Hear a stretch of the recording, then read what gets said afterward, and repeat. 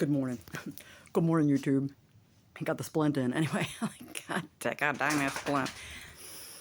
I can't say that the splint, I mean, once he adjusted it, like he did, like when I was up there last week, I was like,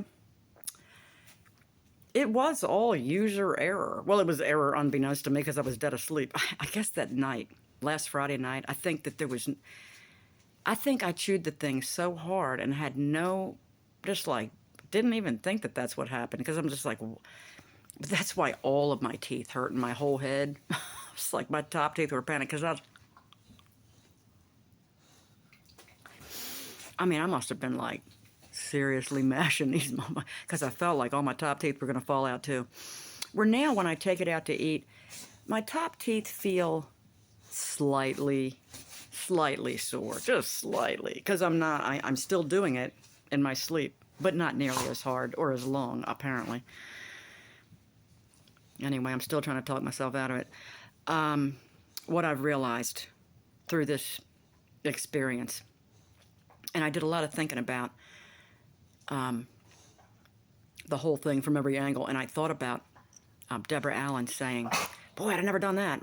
That's a foreign object in your body.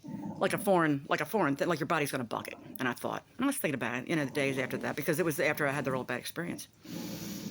And I thought, I know, Deborah, right? And then there's the but. There's like my teeth are worn away where they used to be. So the space where they used to be is no longer there. And then my teeth are closing more than they're supposed to, which means that the jaw joint was getting squished in a way that it was never intended to get squished, because there's supposed to be teeth there to stop it from doing that, and the teeth are no longer there. I mean, the teeth are there, but they're worn away, so these are not as long as they used to be, so they're not holding anyway. So I'm thinking to myself, okay, I kept what she said in the back of my mind. I'm like, all right, I'm going to hold on to that, because maybe, right? I mean, yeah, it's a foreign object, right? I'm thinking about it. I'm going, And then I thought, well, but we can talk to the body and say, like I did. I told my nervous system to shut the fuck up, and it did.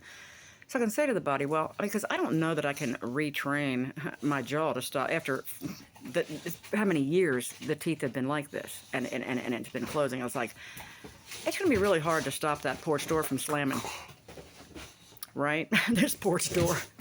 So basically, I'm putting stop, ladies. So basically, I'm putting a door stop. That's what that is. Stop it. Anyway, we'll talk about this. Can you believe this shit going on behind me? No. I need a door stop. She needs a splint.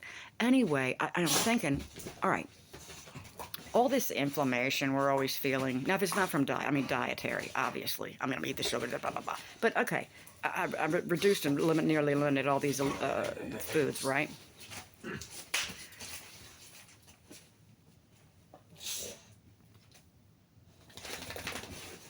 So we're causing the inflammation. When our nervous systems cringe, our body's a certain way, and hold it that way while we're asleep or while we're driving or whatever it is, that's causing the inflammation. We got to stop allowing our bodies to cringe, and then we can get out of this cycle. Most people, I realize that some people have permanent injuries and that they're not going to be able to heal so far. I get it. But most of us can probably eliminate a hell of a lot of pain and chronic pain, because we're chronically crunching into a position and we're unaware that it's simply our autonomic nervous system just going, ah! We can change that by learning how to breathe properly and bringing ourselves into a total state of a total relaxation, and allowing these things and telling the body, see, that's how it's supposed to feel. Giving it a chance to practice being in the right position, the right positions, our bones, by relaxing them out. Giving ourselves, if we don't spend time in those positions, how the hell's the body ever going to remember how it's supposed to sit, stand, and walk and breathe if we don't practice? That's why they say it's yoga. Nobody, the real yoga teachers won't be like, we don't do yoga, we practice it. We practice it. We're practicing. That's what it is. We're practicing feeling ourselves in our body. We're practicing letting our bodies settle and relax and spread out amongst the joints in various places so that the nerves can flow, the energy can flow, the communication can flow between the body and the brain and the nervous system. Because if we're all jacked up, it can't. We have to physically place ourselves in these positions and allow it and practice it. How do we expect to get straight? Oh, we'll just go to chiropractor. Click, click, click, click. Okay, that's great.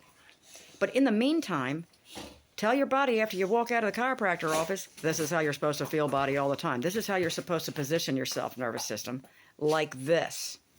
Enjoy it, revel in it, and be like, yeah, you might crunch up again. You might have to go back to the chiropractor. That's fine. That's okay. But in the meantime and in between, learn about how you have more control over this than you thought you did.